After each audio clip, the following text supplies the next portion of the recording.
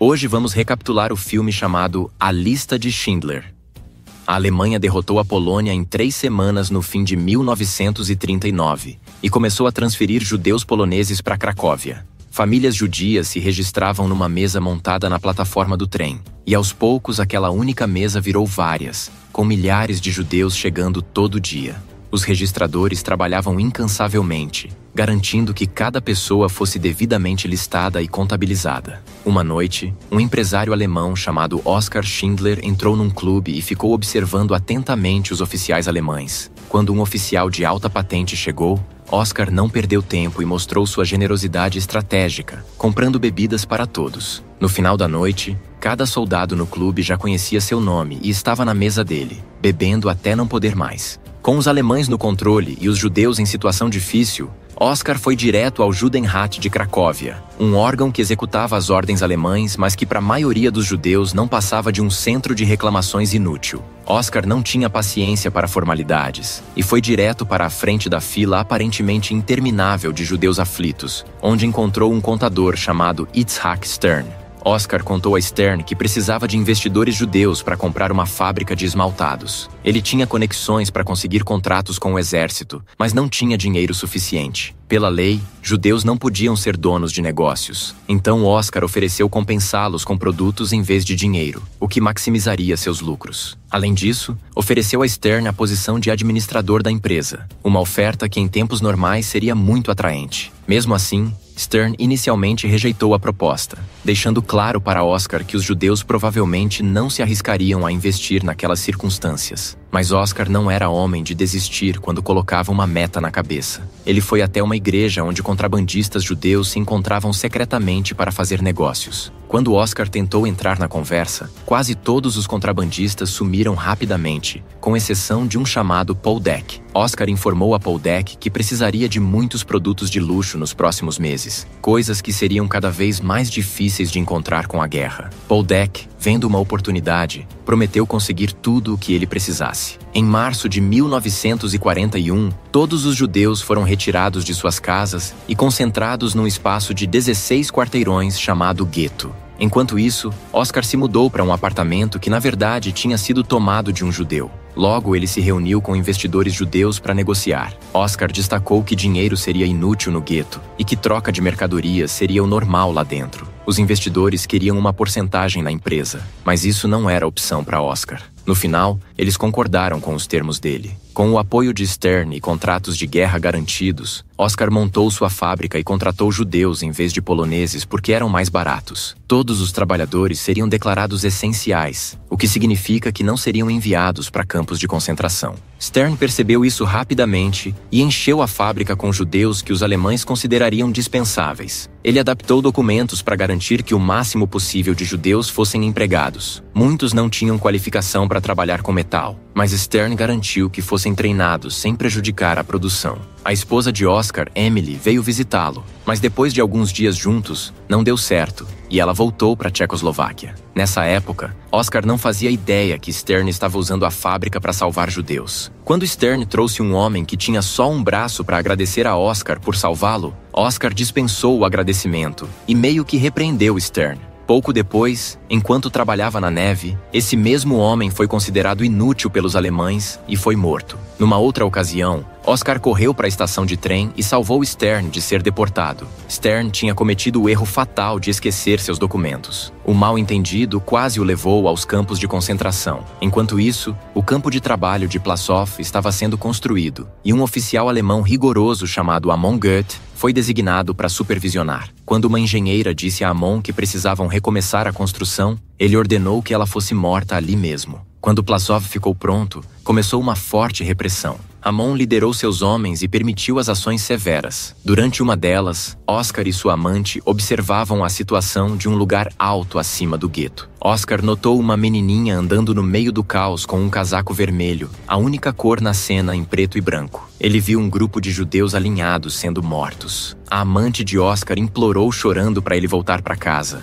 e Oskar estava claramente abalado. A situação continuou noite adentro, e nem quem conseguiu se esconder durante o dia estava seguro. No campo de Plaszow, os guardas faziam contagens regulares dos prisioneiros judeus e os forçavam a trabalhar até a exaustão. Amon observava tudo pela mira do rifle na varanda da sua casa. E sempre que avistava um judeu que parecia estar descansando ou trabalhando mais devagar, ele atirava. Sem ninguém para trabalhar na fábrica, os negócios de Oscar foram afetados. Apesar do desgosto de Oscar pela forma como Amon tratava as pessoas, ele se esforçou para se tornar amigo dele e garantir o futuro da sua fábrica. Os dois chegaram a um acordo. Oscar oferecia benefícios a Amon e, em troca, podia montar seu próprio subcampo e continuar a produção. Para celebrar, Oscar organizou uma festa suntuosa em sua casa. Sua generosidade calculada com os oficiais alemães rendeu a ele o respeitoso título de Herr Diretor entre os alemães. Durante uma inspeção surpresa no campo, Amon decidiu testar as habilidades de um prisioneiro judeu na fabricação de dobradiças de porta. O judeu demonstrou grande habilidade ao fazer uma peça perfeita, mas Amon, sempre procurando razões para exercer sua crueldade, notou que ele tinha produzido poucas unidades apesar das longas horas de trabalho. Como era seu costume, Amon sacou sua arma para matar o judeu ali mesmo.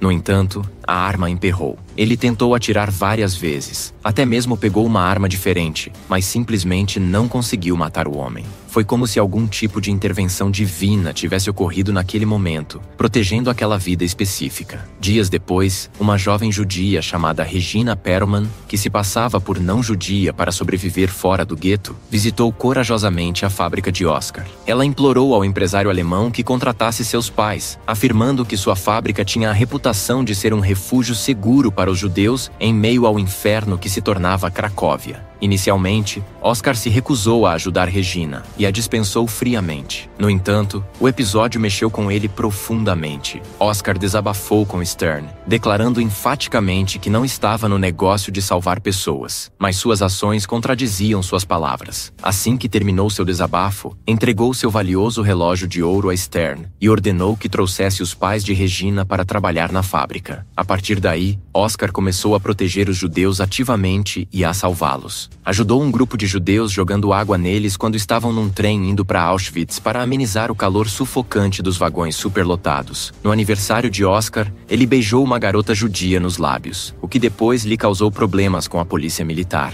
Beijar uma judia era contra a lei de raça. Por sorte, Oscar tinha amigos em altos cargos que o livraram do problema. Logo, Oscar soube que Amon tinha recebido ordens para encerrar o campo, lidar com os restos de 10.000 judeus e enviar os sobreviventes para Auschwitz. Oscar já tinha ganhado mais dinheiro do que precisaria por várias vidas e planejava sair da Polônia, mas não conseguiu ir embora de consciência tranquila, deixando seus trabalhadores para trás. Ele tentou convencer Amon a deixá-lo comprar seus trabalhadores de volta. O plano era abrir uma fábrica na sua cidade natal, na Morávia, e continuar a produção de projéteis. Isso seria bom para todos, especialmente para os judeus, porque ficava longe da situação difícil da Polônia. Amon estava hesitante por causa da papelada, mas acabou concordando quando Oscar ofereceu pagar por cada pessoa. Logo após obter essa crucial aprovação, Stern começou a meticulosamente digitar os nomes dos trabalhadores que Oscar queria levar consigo. O que começou como uma lista de 450 pessoas, rapidamente cresceu para 600, e depois para 850. Ao final do processo de seleção,